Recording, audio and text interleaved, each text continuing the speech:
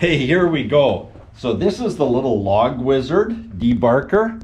It runs a couple of little planer blades in there, standard Makita 3¼ inch, probably other manufacturers, but that's the one that Norwood and Logwizard had suggested to me. I just love it off this little electric Stihl MSA 220C model, and it's so much more convenient than trying to fire a gas-powered engine, choke it, few pulls, get it started, when really what I need to do is debark this log quickly and simply.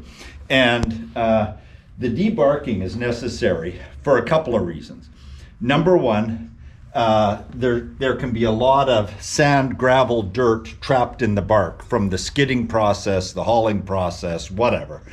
And when the blade hits that at the entry point, so the blade is going through the saw this way, you can get a dull blade far more quickly than necessary. The other thing about the debarking process is it forces a look at the log and what you're cutting inch by inch. And through the debarking process, I've discovered nails, wire, bolts, etc. Not necessarily in the saw cut line, but somewheres in the proximity. The exit point doesn't so much matter, but here we go. Let's get at it.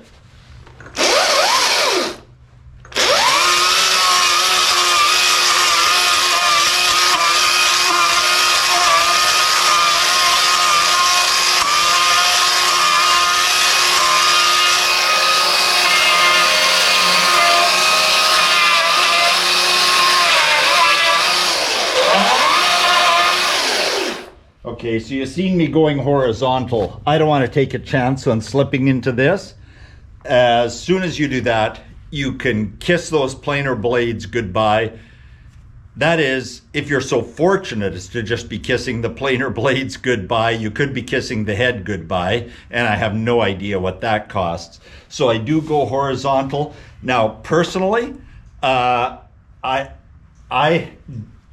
prefer the vertical. It's just easier on me. I do see people going down horizontally and debarking. More power to you. I just find it awkward and that it doesn't give me as much control. But definitely around any of the steel obstacles, horizontal, then keep moving. And again, what I'm looking to do is really open this log up somewhere along here.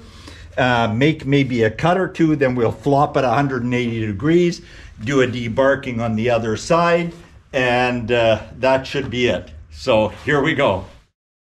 Hey, thanks for letting me interrupt the action here for just a minute to talk about the setup of the little logwizard debarker. So this is the stock battery operated Stihl chainsaw with the 16-inch bar. Notice the shape of the nose on this. Now, I tried this when I first mounted the logwizard. Just give you another shot of that. I'll give you a shot of the back side here where the mounting bolts are. And so you'll see I have locking washers on there, which were applied after I drilled 1/4 inch holes and installed 2 1/4 inch bolts. Holes that are missing on this bar. But this bar, the stock bar, was problematic. So I went in hunt of an Oregon 16-inch bar. Notice the difference in the taper on the nose. That was critical. The stock bar literally was not operable with the logwizard. So once this new bar was installed, we were off to the races, and it's super simple. I gotta tell you, the folks at Logwizard could not have made it simpler. All I had to do was, along with the stock 16-inch bar, just get an 18-inch chain. Standard 18-inch chain. We needed 2 extra inches to get around our little sprocket, and there we were, off to the races. It's worked like a charm ever since. Now, you probably noticed this big buildup here of debris. This is an issue with a debarker, and I cover this off much more extensively in terms of what to watch for in a separate episode entitled Watch this before you buy a Stihl battery operated chainsaw or something like that. So hey, just as we're wrapping this segment up and going back to the debarking of that log, I want to thank you for your likes, your subscribes, hey, just for viewing this video. At some point down the road, you're going to be able to say, I was watching that guy before he even had 1,000 views of his videos and before he had 40 subscribers. Here's to the journey. There's going to be about a video a week coming at you over the next year in terms of the life and times around a Norwood sawmill, a woodmizeredger, and everything that you can imagine that goes with it. Stay tuned and back to debarking.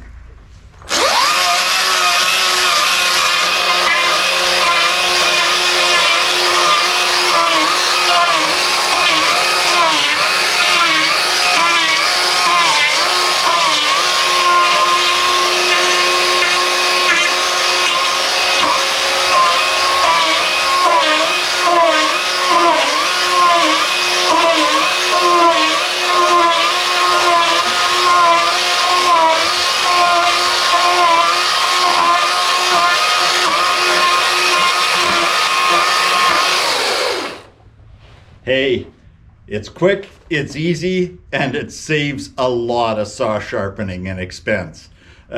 Great little device, under $300. Don't leave home without it.